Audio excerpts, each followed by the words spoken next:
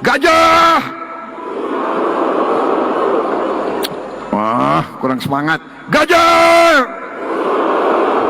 Nah, begitu Partai Muda. Hidup Jokowi. Dan didorong untuk berkembang. Yang berikutnya soal demokrasi kita. PR kita menjaga demokrasi kita tetap berfungsi dengan baik. Ancaman pada demokrasi ada di seluruh dunia. Hari ini kita menyaksikan banyak tempat di dunia mengalami kemunduran dalam praktek demokrasi. Akankah kita biarkan bila Indonesia mengalami kemunduran demokrasi? Akankah kita biarkan? Enggak, kita menjaga sama-sama. Dan demokrasi ini penting untuk memastikan apa yang disusun sebagai rencana negara sesuai dengan aspirasi rakyat. Itulah sebabnya mengapa demokrasi menjadi penting. Dan demokrasi ini memberikan interval. Bila terjadi kekeliruan dalam pengambilan keputusan, maka kekeliruan itu ada interval. Ada waktunya, masa jabatan. Setelah itu selesai. Tanpa demokrasi tidak ada masa jabatan. Kalau meleset, maka dia akan meleset dalam durasi yang amat panjang. Itu membuat setiap bangsa mengambil keputusan apapun, dia tahu ini untuk periode sekian. Bila ternyata tidak tepat, besoknya bisa lakukan perubahan. Itu sebabnya gagasan perubahan jangan pernah hilang. Gagasan perubahan harus terus dijaga. Dan kita terus meyakinkan kepada rakyat Indonesia bahwa perubahan untuk kebaikan itu dibutuhkan. Dan kita ingin jaga agar praktek demokrasi itu menjadi bagian yang penting di dalam praktek bernegara. Dan harapannya yang terakhir, gerakan rakyat. Gerakan rakyat ini terus menjadi penjaga semangat perjuangan untuk perubahan. Menyebarkan gagasan kebaikan, menyebarkan gagasan kebersamaan, prinsip-prinsip keadilan di dalam kebijakan negara harus menjadi perhatian kita. Dan harapannya besar sekali bahwa teman-teman yang sekarang berjuang bersama jaga stamina, karena perjuangan ini masih panjang. Jaga stamina fisik, stamina moral, stamina intelektual, stamina kerja kolektif. Karena dengan begitu harapannya usaha untuk melakukan perubahan itu kelak akan bisa tertunaikan hingga tuntas. Selamat Rakernas, selamat bertukar pikiran, selamat saling menginspirasi. Insya Allah forum ini menjadi forum yang memberikan catatan sejarah penting bagi gerakan rakyat, kontribusi nyata besar bagi masyarakat Indonesia, dan akan dicatat dengan tinta emas dalam perjuangan orang-orang baik untuk republik yang lebih baik. Terima kasih, kurang lebih mohon maaf. Assalamualaikum warahmatullahi wabarakatuh. Anda semua hanya tahu pelanggaran rakyat kecil. Lihat pelanggaran yang gede-gede itu. Jangan hanya tertibkan yang kecil, yang besar juga harus ditertibkan. Kalau tepuk tangan keras masih kecil artinya. Nggak apa-apa, kan kita membesarkan yang kecil.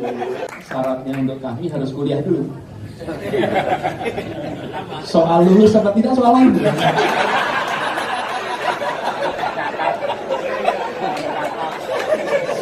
Dan tidak ada catatannya lulus berapa tahun, tidak ada. Biasanya makin panjang lulusnya makin terampil organisasinya. Bisa kualat gitu nanti. Assalamualaikum warahmatullahi wabarakatuh. Alhamdulillahirabbil alamin. Wassalatu wassalamu ala asrofil anbiya'i wal mursalin.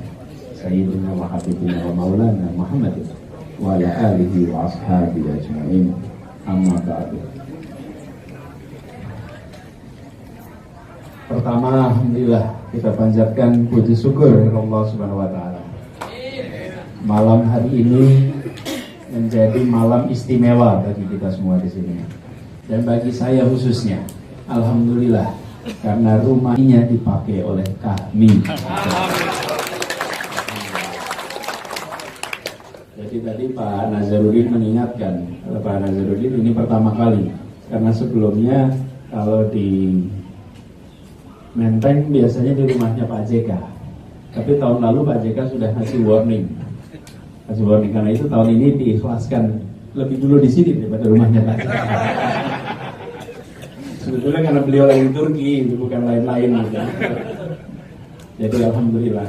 Yang kedua saya ingin sampaikan terima kasih, kita sampaikan apresiasi Profesor Dr. Siti Zuhro dan semuanya, seluruh jajaran Majelis Nasional Kahmi, para dewan pakar Majelis Nasional, dan juga penceramah kita Profesor Andi Faisal Bakti yang tadi lengkap 7 hal. Jadi saya lebih dari vertikal dan horizontal. Jadi Bang Manimang saya nangkap lebih, Bang. Saya nangkap ada 7 hal tadi. Tapi isinya apa lihat rekaman nanti. Lihat rekaman. Jadi pesan dari Prof. Andi tadi saya rasa penting sekali, terutama yang terkait horizontal yang kadang-kadang terlewatkan.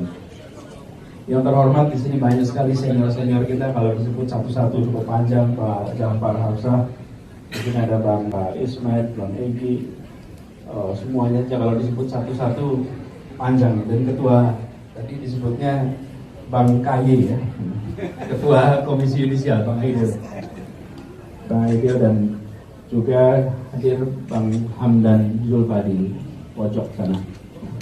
Ya, terima kasih pada semuanya yang hadir pada malam hari ini. Tadi saya sebelum kesini saya cek berapa jumlah yang hadir. Menurut catatan yang Halo teman-teman, berjumpa bersama saya di Politik Dangi. Kalau kita melihat ya, kemarin Prabowo Subianto hadir di acara Rapimnas ya, atau penutupan Rapimnas PSI teman-teman. Yang membuat kita gagal fokus adalah teriakan dari Prabowo Subianto mengatakan hidup PSI dan hidup gajah atau gajah ya teman-teman. Gajahnya adalah logo terbaru PSI.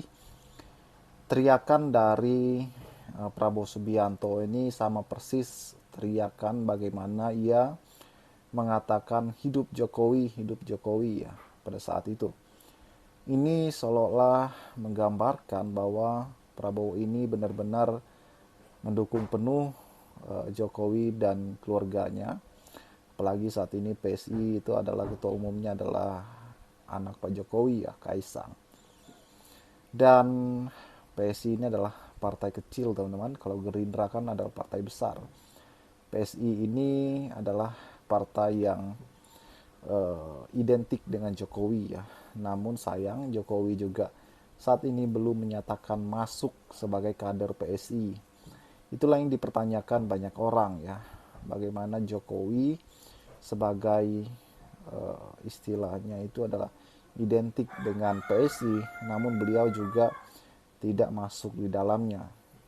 Bahkan di lain kesempatan Jokowi mengatakan mendukung penuh partai PSI ini teman-teman. Kalau Pak Anies Baswedan itu lain hal. Beliau saat ini tidak punya orang dalam, beliau tidak punya orang atau partai ya. Beliau benar-benar merintis dari bawah dengan nama besar yang beliau buat selama ini teman-teman, menunjukkan kehebatan Pak Anies Baswedan sebagai tokoh politik yang perlu dipertimbangkan di Indonesia, karena beliau benar-benar membuat kita itu merasa bangga bagaimana sosok pemimpin yang bersih, yang penuh dengan keadilan ya kan.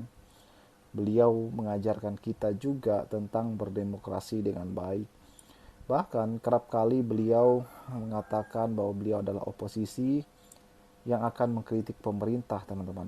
Beliau tidak tergiur dengan jabatan apapun. Ya, maksudnya adalah jabatan dalam pemerintahan. Sebab beliau adalah kalah di Pilpres, sadar diri, ya, beliau harus menjadi oposisi yang kuat untuk mengkritik kebijakan-kebijakan pemerintah yang tidak sesuai dengan pro rakyat. Bagaimana menurut kalian?